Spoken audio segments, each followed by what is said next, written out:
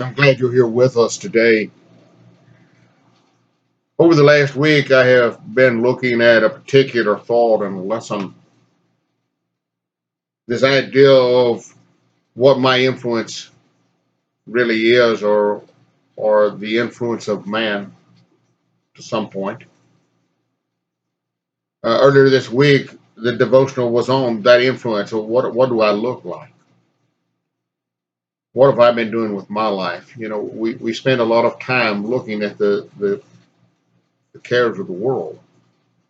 We get so involved in them, we forget who we should be as a child of God. And so I began looking at a lesson for this Sunday morning on who we should be if we began comparing ourselves to the Christ, to Jesus, that man who walked on earth. I want us to think about that man who walked on earth. I want us to think of the physical man. I don't want us to think of that one who was divine, although you cannot keep from it. But I want us to think about who that man was who walked on this earth.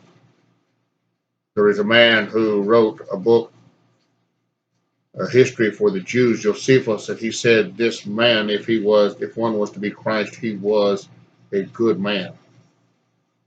He saw him from a very physical sense. He didn't necessarily see him from a spiritual sense, although he was. Josephus apparently did not accept that trait of divinity. But I want us to think about this idea this morning. I simply want us to look and hear what he says about the marks of a true Christian, mostly in reading. But in Romans, the 12th chapter, when he starts out the chapter, he talks about this one. He says, let us sacrifice ourselves. He said, I appeal to you, brothers, therefore, by the mercies of God, to present your bodies a living sacrifice, holy and acceptable to God, which is your spiritual worship, which is worship itself, respecting God, looking toward God, being in awe and fear, being that one who looks to God as the Almighty and knowing that He judges, but knowing that He loves and He cares. Or he goes back, or he goes on into this chapter 12 of who we should be as a child of God, what that child of God looks like. Not what we ought to look like, what He looks like. If we're going to live that life, then we must portray Christ. In verse 9 he says, let love be genuine, abhor what is evil, hold fast to what is good. Love one another with brotherly affection, outdo one another in showing honor. Do not be slothful in zeal. In other words, don't be lazy in doing. Be fervent in spirit, serve the Lord. Rejoice in hope. Be patient in tribulation, be constant in prayer. Contribute to the needs of the saints and seek to show hospitality. And he's talking this first part about those who are Christians. How are we to act towards them? How are we to be towards them? And then he goes into the world. He said, bless those who persecute you. Bless and do not curse them.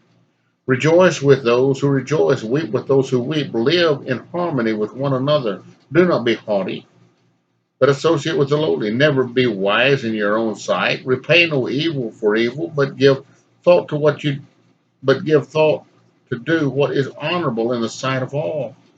If possible, so far as it depends on you, live peaceably with all.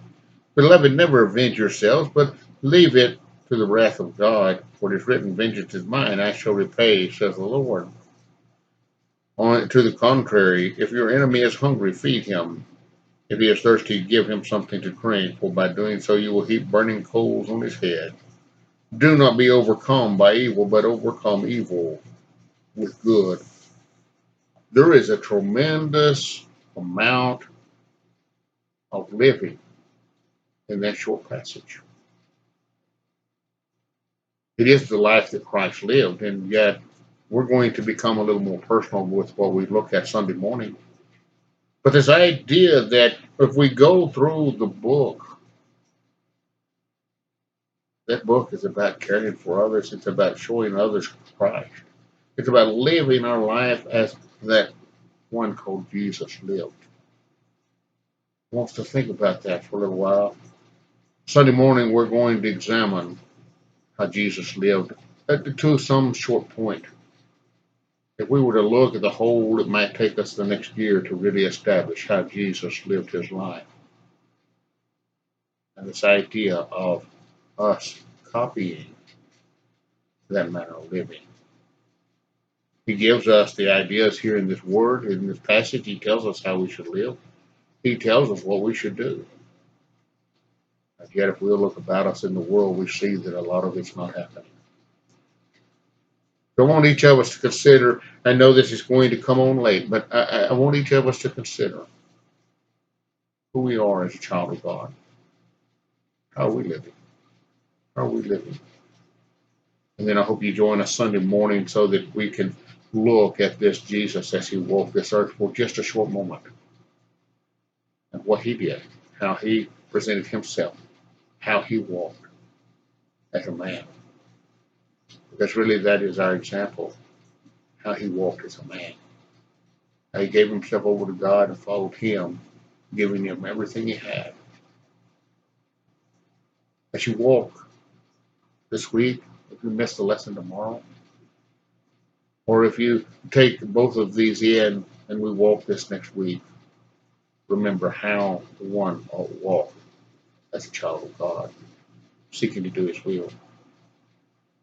If you're not a child of God, maybe you'll hear this and come and join us. Listen to who this Jesus was, who walked this earth and brought salvation to man. And see if he's not someone you want to be like. Thank you for being here. I appreciate it so much. May God bless you.